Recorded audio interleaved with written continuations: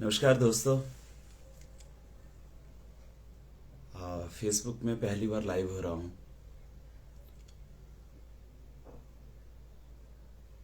और एक बहुत ज़रूरी बात थी जो मुझे लगता था कि मैं आप लोगों के साथ शेयर करूं, आप लोगों के साथ कहूं। चुनाव हैं, जाहिर है कि आरोप भी लगेंगे और प्रत्यारोप भी होंगे।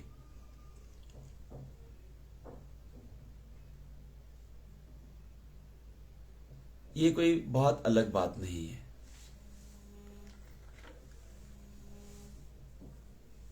परंतु कुछ ऐसे आरोप जो आपको कचोटते हैं, मुझे लगता है कि उनके प्रत्युत्तर हम लोगों को अवश्य देने चाहिए, क्योंकि ये लोकतंत्र है। लोकतंत्र में प्रश्नों के उत्तर जो है अवश्य देने चाहिए, क्योंकि इसी से हम लोग निर्णय ले पाते हैं कि जिसे हम लोग वोट कर रहे हैं क्या वो भविष्य में हम लोगों का प्रतिनिधि हो सकता है या नहीं हो सकता है। श्री अनिल शर्मा जी ने पिछले कल अपने इंटरव्यू में कहा, दो बातें कही।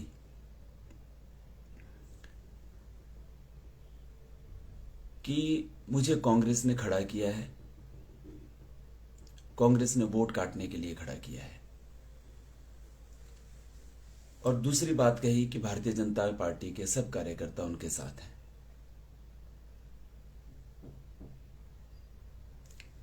तो मुझे ये लगता है कि अनिल शर्मा जी के ये जो बयान है ये उनकी बौखलाहट का परिचायक है। शायद वो पहली बार जीवन में हार रहे हैं, इसकी वजह से इस तरह के बयान दे रहे हैं। मैं सिर्फ उनसे एक बात कहना चाहता हूं कि अनिल शर्मा जी, मेरे लिए राजनीति धंधा नहीं है, मेरे लिए राजनीति दुकानदारी नहीं है। बिकना होता तो मैं बिक चुका होता, और ऐसा कोई नहीं है जो मुझे खरीद सकता है। और आप बताइए क्यों बोल रहे हो? अपने इतने लंबे राजनीतिक कैरियर में जो आपने गंदा खेल खेला है ना, आप सोचते हैं कि सारे लोग भी वैसे ही हैं। आप लोगों को शायद खरीदते रहे हैं, लोगों को शायद बेचते रहे हैं, परंतु वो कोई और होंगे। ये प्रवीण शर्मा उस मिट्टी का नहीं बना है।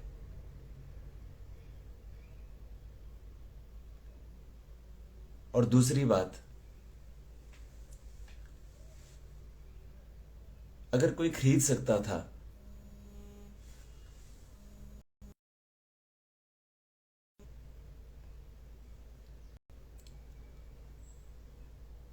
तो वो लोग थे, अपने प्यार से खरीद सकते थे, परंतु उन लोगों ने तो मुझे आपके विरुद्ध खड़ा कर दिया है।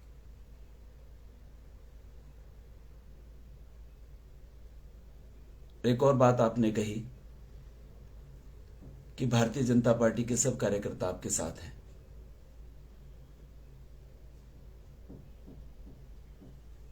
कुछ नेताओं के गलत निर्णय की वजह से आपको पार्टी का टिकट मिल गया, पर आपको क्यों लगता है कि सारे कार्यकर्ता आपके साथ खड़े हुए हैं?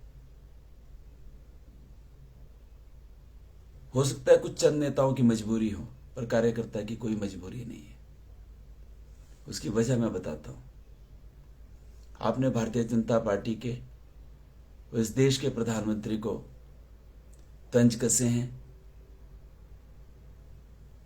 मुख्यमंत्री जी का, माननीय मुख्यमंत्री जी का गाहे बगाहे अपमान किया है।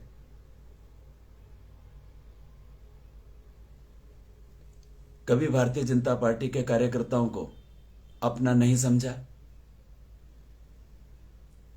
ये तो चुनावों के पहले की बात है कि चुनावों के दौरान भी आपने आदरणीय कन्हैयालाल ठाकुर, जिन्होंने मंडी के अंदर, इस विधानसभा क्षेत्र के अंदर अपनी जवानी देकर इस पार्टी को खड़ा किया है,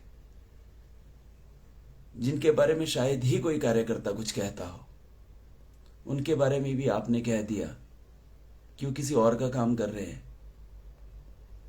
डीडी ठाकुर जी, जिन्होंने अपने ईमानदारी से अपने 15 वर्ष इस पार्टी को दिए, आपने उनके बारे में भी कह दिया वो किसी और के लिए काम कर रहे हैं। आपने ये तक कह दिया कि मुझे सिर्फ और सिर्फ अपने हार्डकोर, जो आपके साथ लोग चलते हैं, जो चंद ठेकेदार हैं, उनके ऊपर विश्वास है। भारतीय जनता पार्टी के कार्यकर्ताओं के ऊपर विश्वास नहीं है। और अब जब आप हार रहे हो तो आप कह रहे हो कि मैं भारतीय जनता पार्टी के कार्यकर्ता मुझे वोट देंगे। भारतीय जनता पार्टी के कार्यकर्ता क्या बंधुआ मजदूर हैं? क्या उनको तनख्वाह मिलती है? नेताओं की मजबूरी हो सकती है, चंद लोगों की मजबूरी हो सकती है, परंतु कार्यकर्ताओं की कोई मजबूरी नहीं है। अनिल शर्मा जी, कार्यकर्ताओं की कोई मजबूरी नहीं है। आप अपना धर्म बदल सकते हैं, आप अपनी पार्टी बदल सकते हैं, आप अपना ईमान बदल सकते हैं, और कार्यकर्ता क्या एक दिन के लिए वोट नहीं बदल सकते? आपको क्यों लगता है ऐसा? आपको क्या लगता है पार्टी कार्यकर्ताओं के काम नहीं होंगे क्या? जब आप नहीं थे ना अनिल शर्मा जी, तब भी पार्टी कार्यकर्ताओं के काम हो रहे थे। तब भी पार्टी के कार्यकर्ता स्वाभिमान के साथ खड़े थे। इतने वर्षों तक जब आपने भारतीय जनता पार्टी के कार्यकर्ताओं का गला दबाया, तब भी वो आपके विरुद्ध खड़े थे। आपको क्या लगता है कि अब आपको साथ देंगे वो? हाँ, सब कार्यकर्ताओं का निर्णय होता, आपने 5 वर्षों तक भारतीय जनता पार्टी के कार्यकर्ताओं का सम्मान किया होता, तो निश्चित रूप से वो आपके साथ खड़े होते और ये प्रवीण शर्मा आपके अगेंस्ट नहीं, आपके साथ चल रहा होता। तब आपको बोलने की जरूरत ही नहीं पड़ती कि मुझे कांग्रेस ने खरीदा या कांग्रेस के इशारे के ऊपर चुनाव लड़ रहा हूं। यह जरूरत बिल्कुल भी नहीं पड़ती आपको। आपने जैसा बोया है, आज आपको वैसा ही काटना पड़ रहा है। आपने भारतीय जनता पार्टी की पीठ के ऊपर छुरा भोंका है। आपने पुत्र मुंह में फंसकर जो है हम सब लोगों की पीठ के ऊपर छुरा भोंका है। आपका जब मन करे तब आप कांग्रेस में जा सकते हैं, आपका जब मन करे तो आप भारतीय जनता पार्टी को गाली दे सकते हैं, आपका जब मन करे तो आप प्रधानमंत्री के ऊपर तंज कर सकते हैं, आपका जब मन करे तो मंडी की सम्माननीय मुख्यमंत्री जयराम ठाकुर जी के ऊपर आप आक्षेप लगा सकते हैं, आपका मन करे तो भारतीय जनता पार्टी के प्रमुख नेताओं को आप कुछ भी कह सकते हैं, और उसके बाद भी आपको लगता है कि सारे लोग आपका समर्थन करेंगे। अपने अंतर मन में झांक कर देखिए, आपकी वजह से आप घृणा के पात्र बन चुके हो। मेरे ऊपर आक्षेप लगा कर क्या मिलेगा?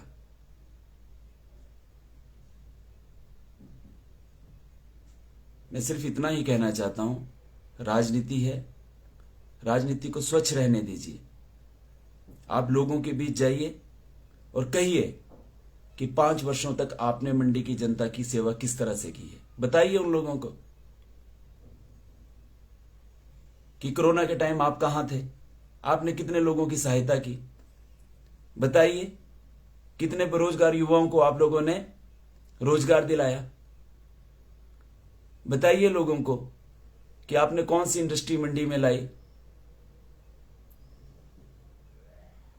बताइए लोगों को कि जब कर्मचारियों की हितों की लड़ाई लड़नी थी तो आप कहां थे। इन 4-5 बिंदुओं के ऊपर आप जब लोगों को बताएंगे और लोगों को कन्विंस कर लेंगे कि हां, मैंने 5 वर्षों तक मंडी की जनता की सेवा की है, अथाह सेवा की है, तो मेरे ऊपर आक्षेप लगाने की आपको जरूरत ही नहीं पड़ेगी। जनता आपको वोट देगी ना। परंतु आप कर क्या रहे हो? आप इनमें से एक भी बात नहीं बोल रहे हो। आप मंडी को अपना विजन ही नहीं बता रहे हो। आप ये बता ही नहीं रहे हो कि मैं मंडी के लिए क्या करने वाला हूं। आप क्या कह रहे हो? मेरे पिताजी को श्रद्धांजलि दे दीजिए। ठीक है, हम आपके पिताजी का बहुत सम्मान करते हैं, मंडी के बहुत बड़े नेता रहे हैं, परंतु श्रद्धांजलि के नाम पर वोट मांगने से ज्यादा बेहतर है आप अपने कामों के आधार पर वोट मांगिए। 15 वर्षों तक आप एमएलए रहे हैं, 15 वर्षों तक आप विधायक रहे हैं, और पिछले 5 वर्ष तो बहुत ही महत्वपूर्ण है।